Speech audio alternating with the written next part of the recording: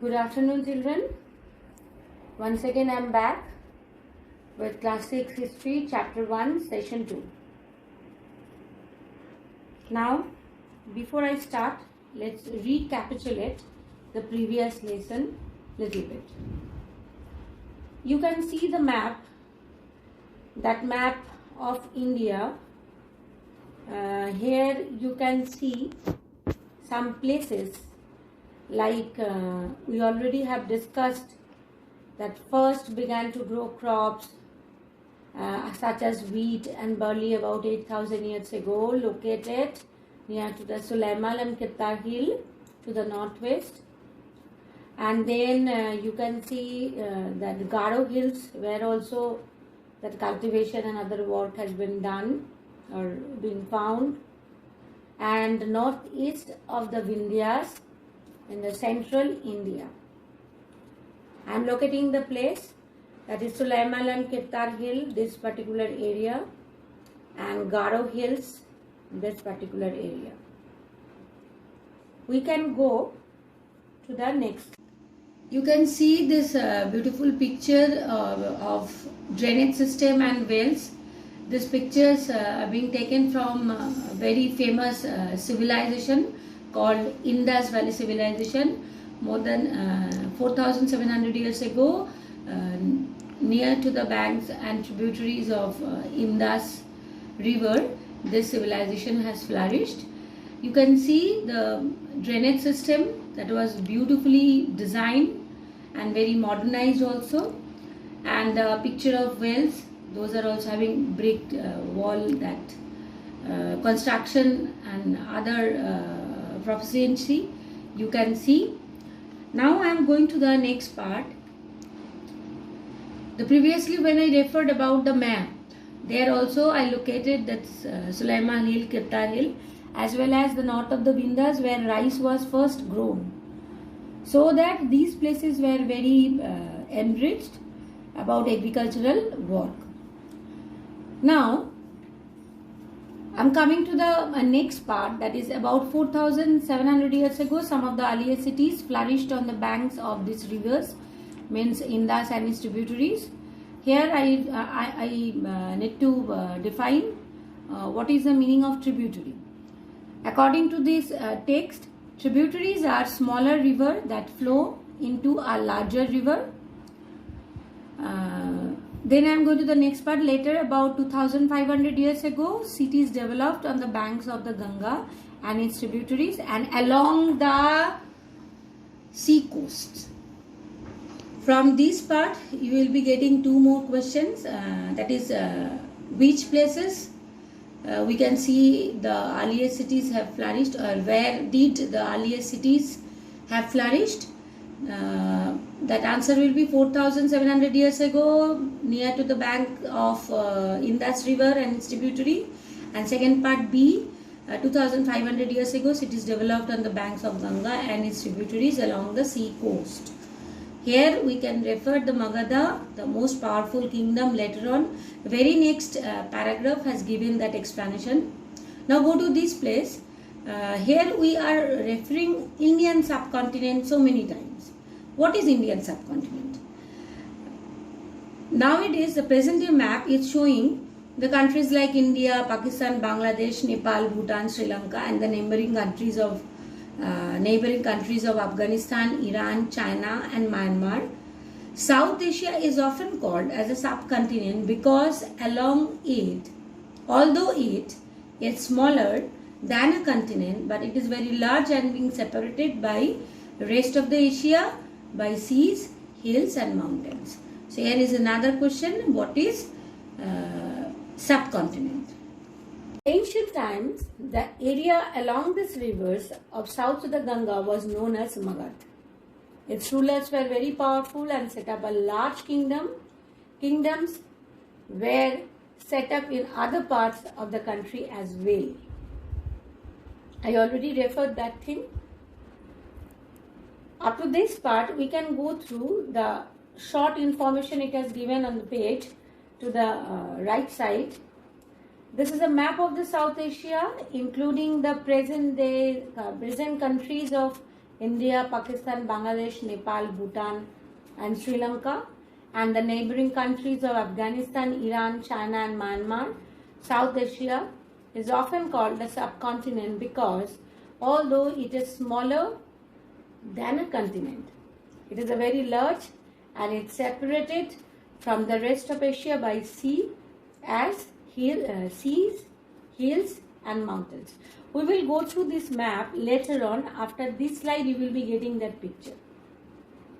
So from this particular part, two questions are there. First one is, where did the earliest cities flourished? First part will be 4,700 years ago near to the rivers of Indus and its tributary, and 2,500 years ago cities developed on the bank of Ganga and its tributaries. Now name the first powerful kingdom of Ganga river or first settlement, that is Magad. It was a large kingdom and it was mainly ruled by three of the prominent rulers, Chandragupta Maurya, Bindusara, and Ashoka. Now I am coming to the next part. People travel from one place to the subcontinent to another.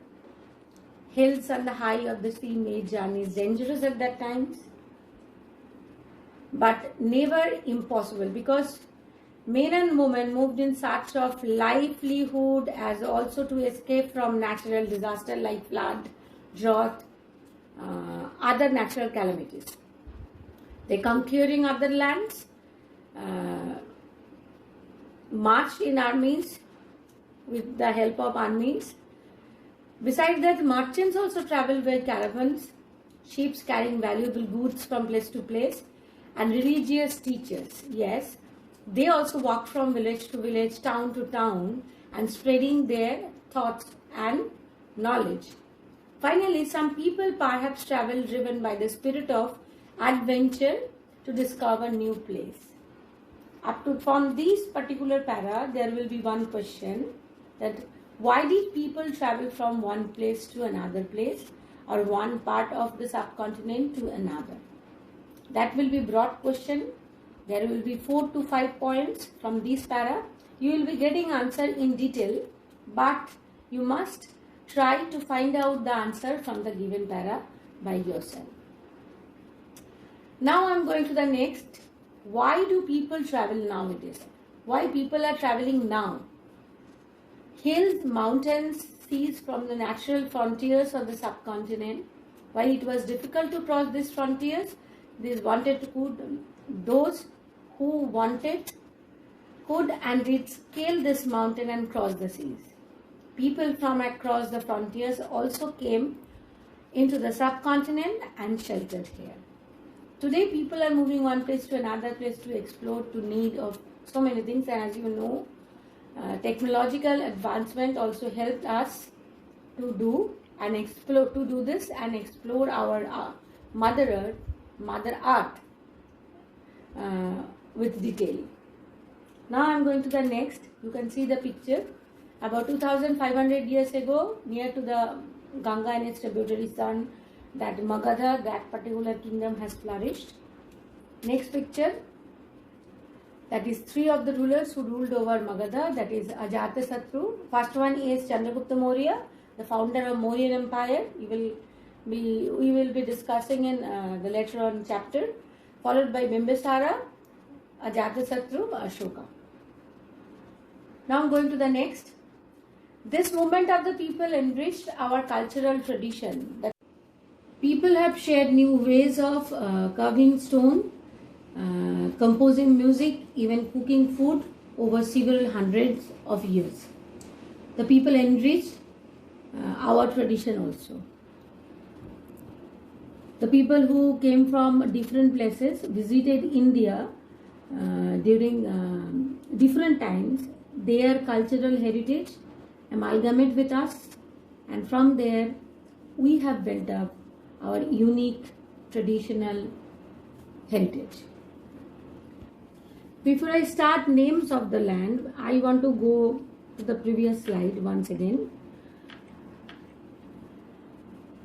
That is around 2500 years ago, the people from Iran, you can see this one is Iran, and Greece. The people visited over there. They came to time, they really don't know the name of this place. I'm going to the previous one. Once again, I'm coming back to the previous page. That is name of the land, from where we got our name. Two of the words we often use for our country, that is India and as well as Bharat. It comes from the Indus, the river Indus. The people who are living near to the Indus, the Middle East, from Middle East the people are visiting India, they are calling these people as Indian. It is the meaning, the Sanskrit meaning is Sindhu. Sindhu Ghati Ka Sabhata. That means Indus Valley civilization. From there, Indus itself, we got our name India. Iran, Greece, from these places the people visited over here. The Iranians and the Greeks who came through northwest about 2500 years ago and were familiar with the Indus, called it the Hindus or Indos. From there we are getting our name. The land to the east of the river was called India. How did India got its name? That can be the question. The name Bharata was used for a group of people who lived in the northwest and who are mentioned in the Rig Veda also. That earliest composition in Sanskrit, Rig Veda is the earliest composition of Sanskrit, more or less 3500 years ago. It is obviously before the Christ era. Later on it was used for the country. Which word? Like Indus or Hindus. From there we are getting another name, that is Hindustan. What is I am getting? We are getting Hindustan. Okay. This is all for today. My next session will be the next part, that is finding out about the past. We will continue in the next session. Till then, stay tuned and be happy.